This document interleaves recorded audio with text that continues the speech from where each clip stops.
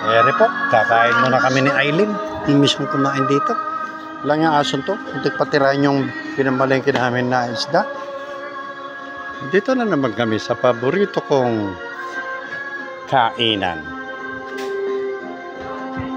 Dito sa Food House Court. Yan o.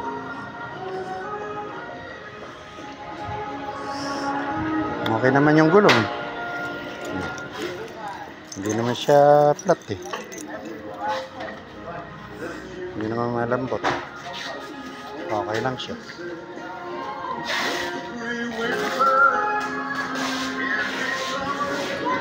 Na-miss ko tong lugar nila. Ayan o.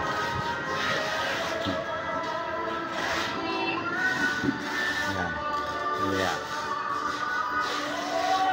Ni-rearrange nila yung kanilang furnitures. Ayan. Hindi ko pa nasilip tong toilet eh. Okay naman pala oh. Kalinis. You see? Very clean. Nice.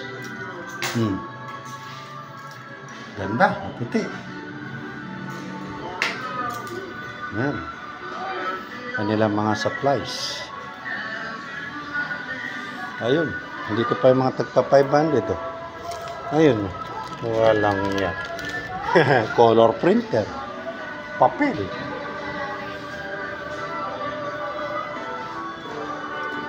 Ayan. Lutong ulam.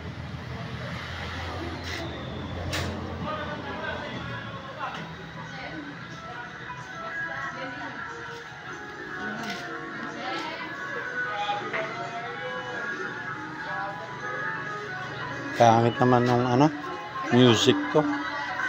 Wala lang, video lang ako. Na-miss ko yung paborito kong kinakainan. Pangit naman tugtog na to. Oh, forward natin.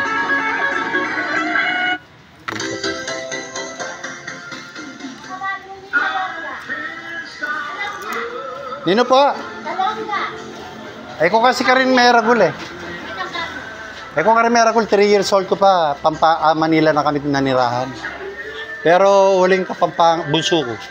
Diyan sa makapampangan rin kuya ko. May biyasa ko. Pero balang May 1, mumuli kami ka rin. Fiesta.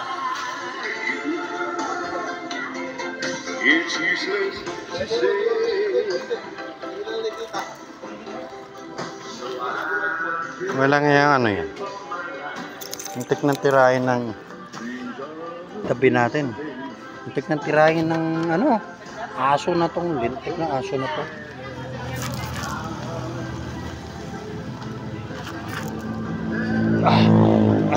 Ayan.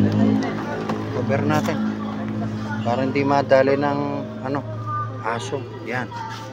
Alright. Tinapay pa kami. Baon para sa mga bata. Ay, tinapay lumpia. Ayan. Safe yan.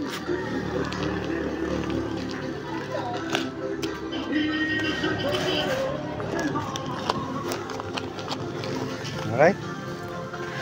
Isa, sige.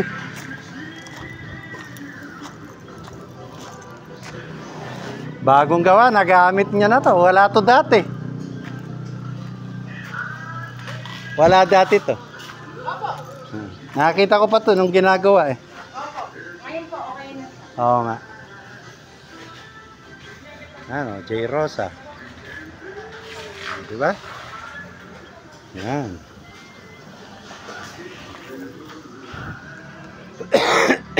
Punta natin si Cordapia. Inupuan ko na to eh. Hello ma'am. Bah. Gutom na raw siya eh. Tayo. Paano yung kain natin sa labas, darling? Buti nasilig po yung aso kanina lang. Titirahin pa yung bangus natin eh. Tinakpan ko ng tinakip ko lang yung solar. Tinakip ko yung